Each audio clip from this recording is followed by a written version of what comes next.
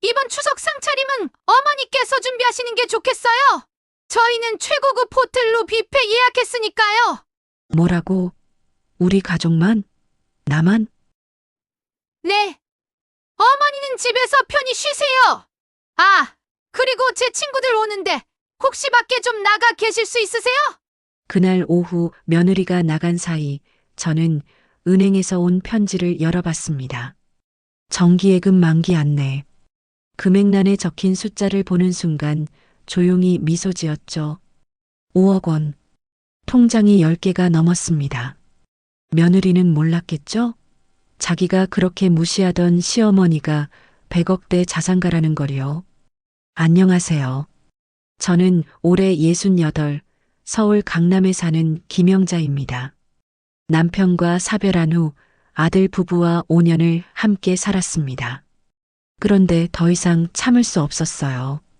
며느리가 저를 대하는 태도가 점점 더 심해졌거든요. 모든 건 5년 전 남편이 갑자기 세상을 떠난 후 시작됐습니다. 아들 민수가 제 손을 꼭 잡았어요. 엄마, 우리 집에서 같이 살아요. 혼자 계시면 위험해요. 괜찮아. 엄마 혼자도 잘 살 수 있어. 안 돼요. 엄마 지금 상태로는 혼자 두면 안 될 것 같아요. 제발이요. 아들의 눈에 진심 어린 걱정이 보였습니다. 며느리 수진이도 옆에서 고개를 끄덕였고요. 그때는 정말 저를 걱정해서 그러는 줄 알았어요. 아들 집으로 이사한 첫날은 정말 따뜻했습니다. 수진이가 제 방까지 안내해줬어요. 어머니, 여기가 어머니 방이에요. 작지만 햇볕이 잘 들어와요. 고마워, 수진아. 천만에요. 저희가 모셔야죠. 처음 3개월은 정말 괜찮았어요. 아침마다 함께 식사하고 손주들과 놀아주고 가끔 장을 보러 같이 나가기도 했죠. 하지만 변화는 서서히 찾아왔습니다.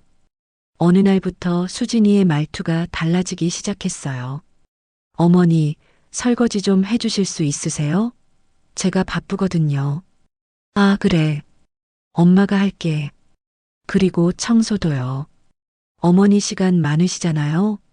시간이 많다? 저도 제 일상이 있었는데요. 친구들과 약속도 있고 성당 봉사활동도 나가야 했는데 말이에요. 하지만 며느리 눈치가 보여서 제 일정을 하나둘씩 취소하기 시작했습니다.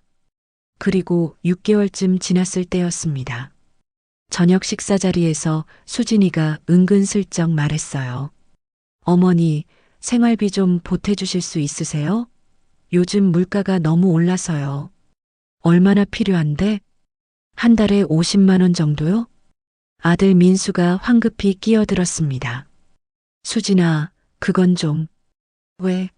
어머니도 같이 사시는데 당연히 생활비 내셔야죠. 전기세, 가스비 다 올랐어요. 그때 처음 느꼈습니다. 아, 내가 짐이구나. 하지만 더 충격적인 건 그 다음이었습니다. 어느 날 수진이가 친구들과 통화하는 걸 우연히 들었어요. 제가 화장실 가려다가 거실을 지나치는데 목소리가 들렸거든요. 언니, 시어머니 모시고 사는 거 진짜 힘들어. 맨날 집에 계시니까 눈치 보여 죽겠어. 그럼 요양원 알아보지 그래. 그래야 하는데 남편이 안 된대. 효자 코스프레 하느라 난리야. 효자 코스프레? 제 아들이요? 근데 딱히 재산도 없잖아. 연금으로 겨우겨우 사시는 거 아니야? 맞아. 그게 더 문제지. 재산이라도 있으면 기대라도 하는데. 그 순간 다리에 힘이 풀렸습니다. 벽에 기대지 않으면 넘어질 것 같았어요. 재산이 없다고요? 제가요? 여러분, 저는 가난한 시어머니가 아니었습니다. 남편과 함께 30년간 사업을 했어요. 부동산 임대업이었는데 강남에 건물 3채를 가지고 있었죠. 매달 임대료만 수천만 원이 들어왔습니다.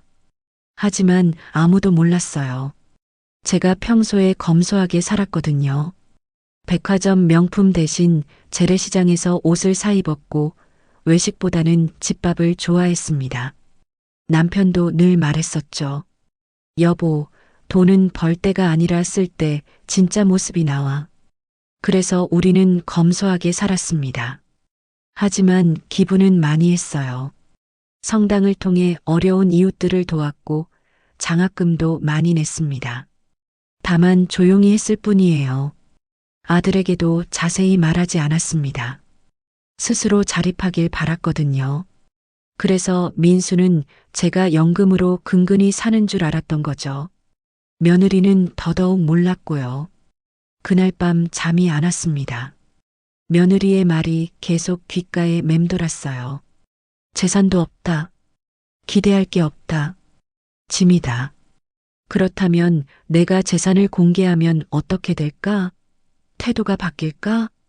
아니면 더 노골적으로 재산을 노릴까? 궁금했습니다. 인간의 본성이요. 다음 날부터 저는 조용히 관찰하기 시작했습니다. 며느리가 저를 어떻게 대하는지 정확히 알고 싶었어요. 점점 더 심해졌습니다. 어머니, 제 친구들 오는데 방에 계실 수 있으세요? 좀 창피해서요. 창피하다고요? 제가요? 어머니, 요즘 어머니 냄새가 좀 나는 것 같아요. 목욕 자주 하세요. 68배 냄새가 난다고요? 어머니, 식사량 좀 줄이세요. 요즘 식비가 너무 많이 나와요. 밥을 적게 먹으라고요? 하루하루가 모욕이었습니다. 하지만 저는 참았어요. 정확히 얼마나 더 심해질 수 있는지 보고 싶었거든요. 그러던 어느 날이었습니다. 제가 성당에서 봉사활동을 마치고 집에 돌아왔어요. 평소보다 일찍 끝나서 예정보다 2시간 빨리 도착했죠. 현관문을 열고 들어가는데 거실에서 목소리가 들렸습니다. 수진이와 그녀의 엄마였어요. 엄마, 시어머니 때문에 미치겠어. 그럼 요양원 보내. 요즘 좋은 데 많아. 민수가 절대 안 된대. 세상 사람들한테 불효자로 보일까봐. 그럼 어쩔 건데? 계속 모시고 살 거야? 에휴, 정말. 재산이라도 있으면 참지. 연금 몇십 받는 주제에 우리 집에 얹혀 살면서. 얹혀 산다고요? 생활비를 매달 내는데요? 그리고 엄마, 더 웃긴 거 있어. 옷은 맨날 시장 박앤세일에서 사 입고 밥은 맨날 똑같은 반찬 먹고 캐캐 묵은 스타일로 살면서 뭐가 행복한지 모르겠어. 에휴, 우리 딸 고생 많다. 그래도 참아. 남편한테 잘 보여야지. 저는 그대로 현관에 서 있었습니다. 안으로 들어갈 수가 없었어요. 아니, 들어가고 싶지 않았습니다. 그날 저녁 식탁이 정말 고통스러웠어요. 수진이는 아무렇지도 않게 밥을 먹었고 저는 한 숟가락 한 숟가락이 목에 걸렸습니다. 어머니, 괜찮으세요? 안색이 안 좋으신데. 응, 괜찮아. 괜찮을 리가 없었죠. 그날 밤 결심했습니다. 이제 진실을 보여줄 때가 됐다고. 다음 날 아침 저는 평소처럼 일찍 일어났습니다. 수진이가 아직 자고 있을 시간이었죠. 조용히 서재로 가서 금고를 열었습니다. 안에는 각종 서류가 가득했어요. 건물 등기부등본, 통장, 증권 계좌 내역서, 하나하나 꺼내서 테이블 위에 펼쳐 놓았습니다. 그리고 거실 소파에 앉아 기다렸어요. 오전 9시쯤 수진이가 일어났습니다. 어머니, 벌써 일어나셨어요? 응. 수진아, 잠깐 앉아볼래? 왜요? 무슨 일이에요? 그냥 할 얘기가 있어서. 수진이가 의아한 표정으로 앉았습니다. 저는 테이블 위 서류를 천천히 밀어줬어요. 이게 뭔데요? 한번 봐봐. 수진이가 서류를 집어들었습니다. 처음엔 무심하게 보다가 점점 눈이 커지기 시작했어요. 이게 뭐예요? 보면 알잖아. 건물 등기부등본이요? 강남구 역삼동. 어머니 명의로? 그렇지. 수진이의 손이 떨리기 시작했습니다. 이건 임대 계약서? 월 임대료 1,500만 원? 그것도 맞아. 이건 또 뭐예요? 역삼동 건물, 청담동 건물, 대치동 건물, 전부 어머니 명의예요? 다 내 거야. 수진이의 얼굴이 하얗게 질렸습니다. 어머니, 이게 다 진짜예요? 가짜 같아? 그럼 이 통장들은요? 보면 알잖아. 각 은행마다 정기예금 계좌야. 하나당 5억씩. 수진이가 서류를 떨어뜨렸습니다. 종이들이 바닥에 흩어졌어요. 어머니가 왜 이런 걸 가지고 계세요? 남편이랑 평생 모은 거지. 뭐가 이상해? 그럼 왜 지금까지 말씀 안 하셨어요? 그 질문을 기다렸습니다. 궁금했거든. 뭐가요? 사람들이 나를 어떻게 대할지. 무슨 말씀이세요? 수진아, 너는 나를 어떻게 대했지? 수진이의 입이 떡 벌어졌습니다. 어머니, 그게 연금이나 받는 가난한 시어머니, 얹혀 사는 짐, 창피한 존재. 맞지? 어머니, 언제 제가 어제 내 엄마랑 한 얘기 다 들었어. 수진이의 얼굴이 새하얘졌습니다. 어머니, 그건 그리고 지난 6개월 동안 내가 한 말 다 기억해. 하나하나 다. 저는 천천히 일어났습니다. 넌 내가 가난해서 무시했어.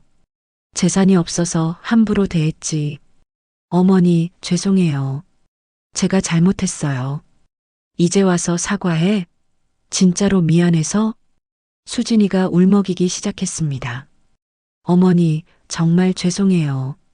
다시는 그러지 않을게요. 아니야. 네. 난 용서 안 해. 수진이가 깜짝 놀라 저를 쳐다봤습니다.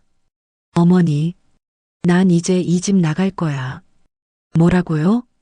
그리고 내 재산도 다 가지고 나갈 거고. 바로 그때 현관문이 열렸습니다. 아들 민수가 퇴근한 거였어요. 엄마, 다녀왔습니다. 무슨 일이에요? 거실 바닥에 흩어진 서류를 보고 민수가 멈춰 섰습니다. 이게 뭐예요? 내 아내한테 보여줬어. 엄마 재산. 민수가 서류를 집어들었습니다. 그의 표정도 수진이와 똑같이 변했어요. 엄마, 이게 다 진짜예요? 그래. 왜 지금까지 말씀 안 하셨어요? 너도 궁금했거든. 내가 나를 어떻게 대할지. 민수가 고개를 숙였습니다. 엄마, 죄송해요. 넌 직접 한 건 없지. 하지만 내 아내가 나한테 어떻게 했는지 알면서도 막지 않았어. 엄마, 그게 더 나쁜 거야. 저는 서류를 모두 챙겼습니다. 내일 짐 빼서 나갈 거야. 엄마, 어디 가실 건데요? 내 집으로. 네. 강남에 내 집 있어. 아파트 한 채. 거기 가서 살 거야. 사실 저는 남편과 함께 살던 아파트를 아직 가지고 있었어요. 아들 집에 온 후에도 월세를 주지 않고 그대로 비워뒀죠. 언젠가 이런 날이 올 거라고 생각했거든요.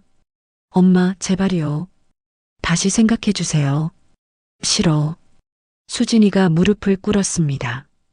어머니, 제발 용서해 주세요. 제가 정말 잘못했어요. 진심으로 미안해서?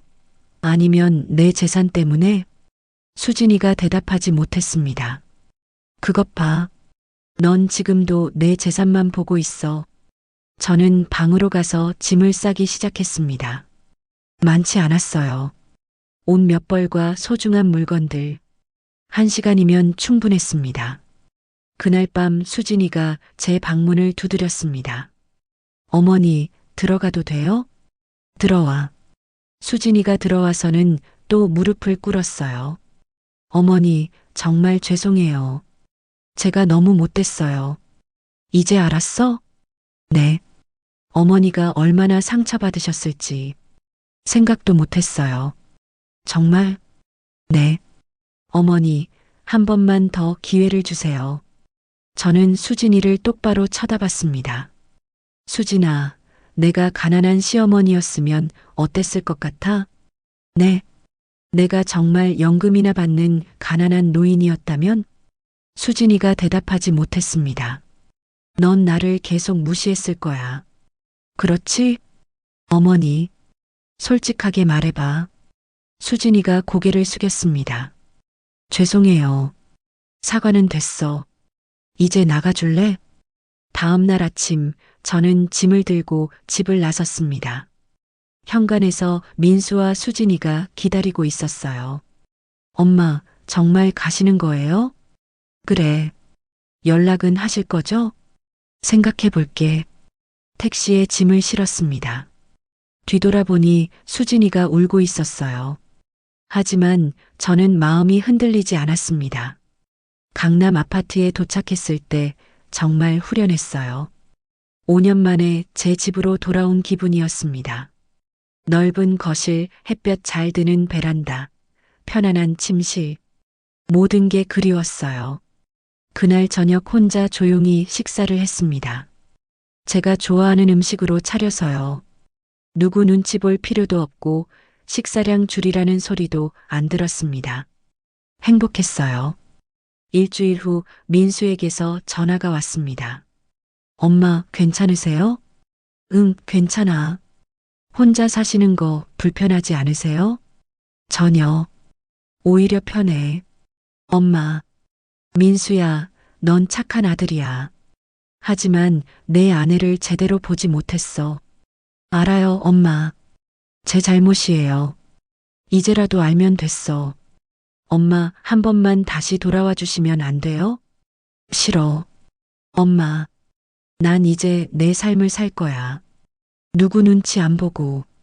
한 달 후 수진이에게서 문자가 왔습니다. 어머니, 정말 죄송합니다. 제가 너무 못됐어요. 다시 한번 기회를 주시면 안 될까요? 저는 답장하지 않았습니다. 2달 후 민수가 아파트로 찾아왔습니다. 엄마, 수진이가 많이 반성하고 있어요. 그래? 네. 요즘 밤마다 울어요. 어머니한테 너무 못했다고. 그럼 됐네. 그리고 아이들도 할머니 없으니까 많이 힘들어해요. 준서가 울먹이더군요. 엄마 정말 죄송해요. 그동안 엄마가 해주신 모든 것들을 당연하게 생각했어요. 지금 직접 겪어보니까 엄마가 정말 대단한 분이셨구나 하는 생각이 들어요. 그때까지도 저는 담담했어요. 그래, 이제라도 알아서 다행구나. 엄마 다시 돌아오실 생각은 없으세요? 없어. 그럼 저희가 여기로 이사와서 같이 살면 안 될까요? 그 말을 듣고 웃음이 났어요. 준서야, 너 아직도 몰라. 나는 이제 혼자 사는 게 좋아. 더 이상 누구 뒷바라지 안 해. 대신에 가끔 놀러와. 그리고 진짜 효도하고 싶으면 너희끼리 잘 살아. 그게 엄마한테는 제일 큰 효도야. 민수가 고개를 숙였습니다. 그날 저녁 민수를 위해 된장찌개를 끓여줬어요. 제가 담근 된장으로 만든 거였어요. 엄마, 이 된장찌개 정말 맛있어요. 그래. 어렸을 때 먹던 그 맛이에요. 그동안 얼마나 그리웠는지. 민수가 된장찌개를 먹으면서 눈물을 글썽였습니다. 밥 2그릇을 한순간에 먹었어요. 수진이는 요리 안 해? 해주긴 하는데 엄마 손맛이랑은 달라요. 그렇구나. 엄마 여기서 정말 행복해 보이세요. 그동안 엄마 얼굴에서 이런 표정 본 적이 없었어요. 그래. 그때 저는 분명하게 말했어요. 민수야, 엄마는 이제 내 삶을 살 거야. 너희 일에 개입하지도 않을 거고 너희도 내 삶에 간섭하지 마. 가끔 안부 정도는 주고받을 수 있지만 예전처럼 뒷바라지 하려고 하지 마. 나도 더 이상 너희를 위해 희생하며 살지 않을 거야. 엄마, 이게 서로에게 좋은 거야. 민수가 고개를 숙였습니다. 알겠어요, 엄마. 그동안 정말 죄송했어요. 사과는 행동으로 보여줘. 앞으로 너희끼리 잘 살아가는 모습을 보여주면 돼. 그렇게 선을 분명히 그었어요. 정이 있다고 해서 예전처럼 돌아갈 수는 없었거든요. 그로부터 4개월이 지났습니다. 계절은 어느새 겨울로 접어들었어요. 어느 날 아침 우편함을 열었을 때 두툼한 편지가 들어 있었습니다. 보내는 사람은 수진이었어요. 손편지였죠. 어머니께. 매일 어머니 생각을 합니다. 제가 얼마나 어리석었는지, 얼마나 잔인했는지 매일 후회하고 있어요. 어머니께서 강남에 건물을 가지고 계신다는 걸 알고 나서 처음 든 생각은 왜 진작 말씀하지 않으셨을까였습니다. 하지만 며칠 지나고 나니 알겠더라고요. 어머니는 저를 시험하신 거였죠. 제가 어떤 사람인지 보고 싶으셨던 거예요. 그리고 저는 완벽하게 실패했습니다. 어머니, 정말 죄송합니다. 돌아와 주세요. 편지를 읽으면서 웃음이 났어요. 여전히 자기가 뭘 잘못했는지 모르고 있네요. 진짜 문제는 제가 재산을 숨긴 게 아니에요. 수진이가 저를 함부로 대했다는 거죠. 저는 편지를 서랍에 넣고 그냥 잊어버렸습니다. 그런데 며칠 후 더 큰 일이 벌어졌어요. 성당에서 봉사활동을 마치고 집에 돌아오는데 아파트 앞에 수진이가 서 있는 거예요. 어머니, 수진아, 왜 여기 와 있어? 어머니, 죄송해요. 정말 죄송해요. 수진이가 길바닥에 무릎을 꿇었습니다. 오가는 사람들이 쳐다봤어요. 일어나. 싫어요.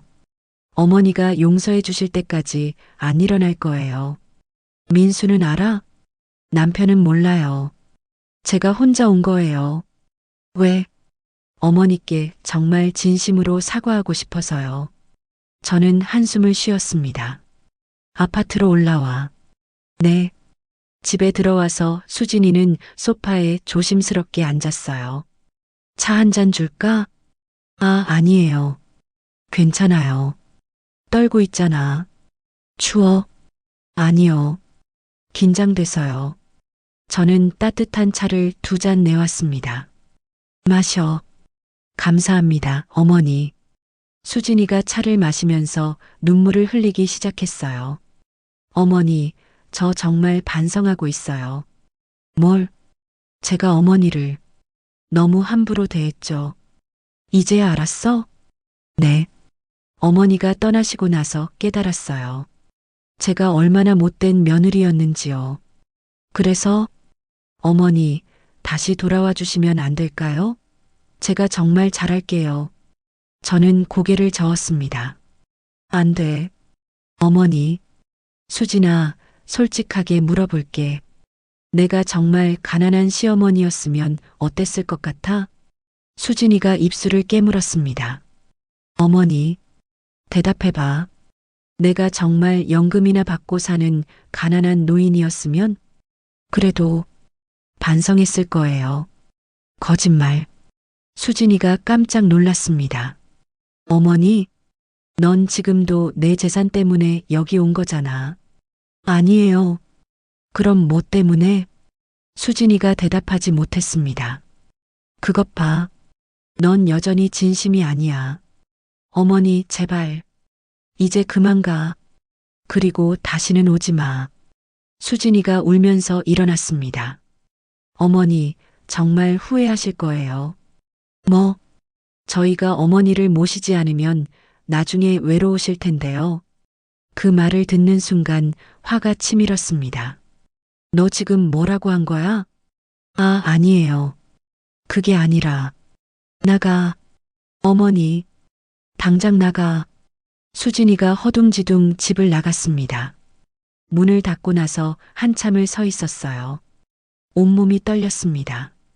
저를 모시지 않으면 외롭다고요? 재산 때문에 저를 다시 데려가려는 속셈이 뻔히 보이는데요. 그날 밤 민수에게서 전화가 왔습니다. 엄마, 수진이가 무슨 짓을 한 거예요? 내 아내한테 물어봐. 엄마, 수진이가 울면서 집에 왔어요. 어머니가 화내셨다고. 당연히 화내지. 내 아내가 무슨 말을 했는지 알아? 뭐라고 했는데요? 너희가 나를 모시지 않으면 내가 외로울 거라고 했어. 민수야, 이게 진짜 사과하는 사람의 태도야? 엄마, 죄송해요. 제가 잘 타일러 볼게요. 타일을 필요 없어. 이제 연락하지 마. 전화를 끊었습니다. 그날 밤 잠이 안 왔어요. 계속 생각이 났거든요. 정말 제가 잘한 걸까? 아니에요. 저는 분명히 잘했어요. 사람을 겉모습으로 판단하고 가난하다고 무시하는 사람과는 함께 살 수 없으니까요. 다음 날 변호사 사무실에 갔습니다. 변호사님, 유언장을 작성하고 싶어요. 아, 네. 어떻게 하시려고요? 제 재산 전부를 성당과 사회복지기관에 기부하려고요. 자녀분께는요? 아들한테는 최소한만 남기고요. 법적으로 필요한 만큼만요. 알겠습니다. 유언장을 작성하면서 마음이 편해졌어요. 이제 제 재산은 정말 필요한 곳에 쓰일 거예요. 한 달 후 명절이 다가왔습니다. 민수에게서 전화가 또 왔어요. 엄마, 이번 명절에는 꼭 저희 집에 오세요. 싫어. 난 친구들이랑 여행 가기로 했어. 엄마, 제발요. 아이들이 할머니 보고 싶어 해요. 아이들? 그 말에 마음이 조금 흔들렸어요. 손주들은 정말 사랑했거든요. 그래, 아이들만 보러 갈게. 하루만. 정말요? 고마워요, 엄마. 명절 당일 아들 집에 갔습니다. 현관문을 열자 손주들이 달려왔어요. 할머니, 우리 손주들 보고 싶었어?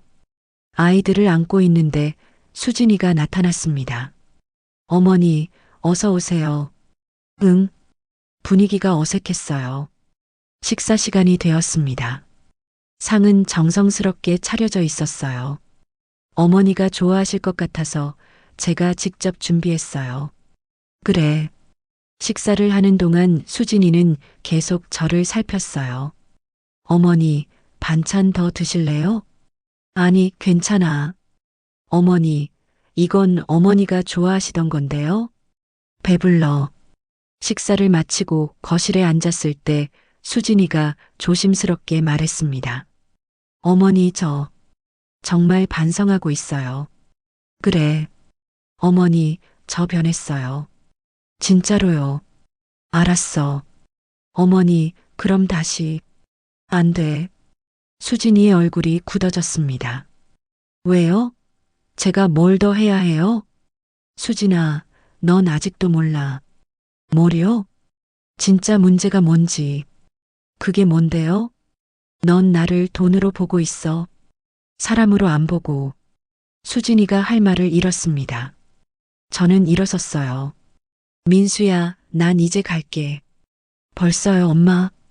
응. 아이들 봤으니까 됐어. 집으로 돌아오면서 생각했어요. 제가 너무 냉정한 걸까? 아니에요. 저는 정확하게 판단한 거예요. 수진이는 여전히 제 재산만 보고 있었으니까요.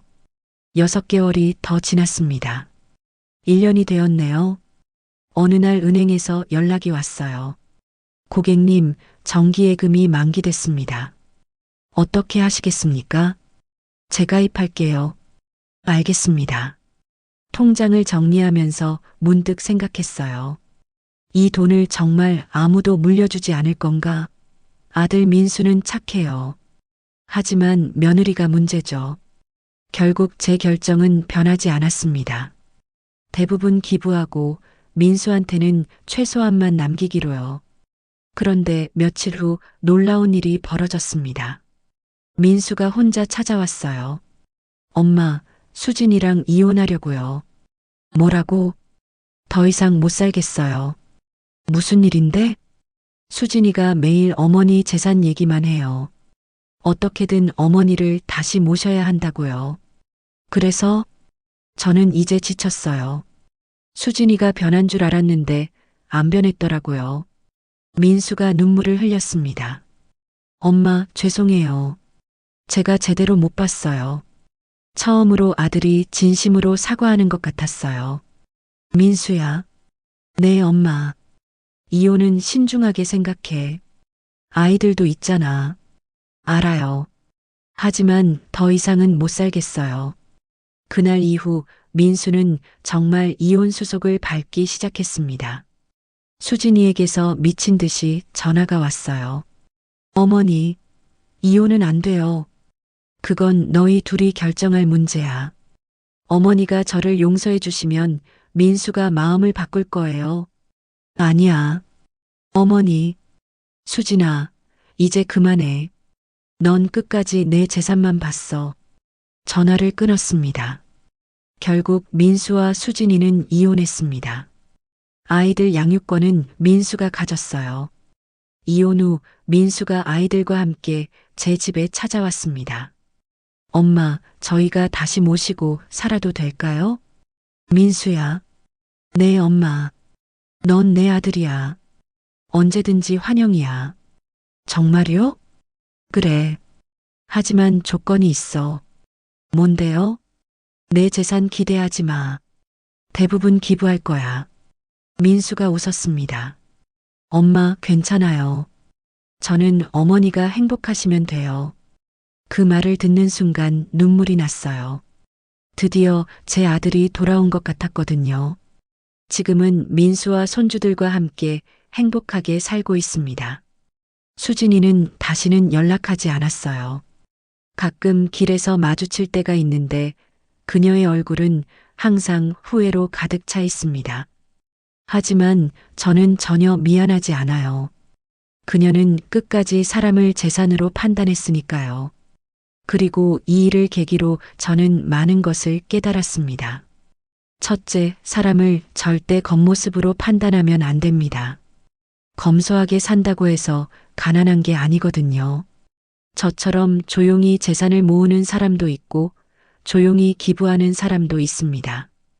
둘째, 부모님을 함부로 대하면 안 됩니다. 언젠가 반드시 후회할 날이 옵니다.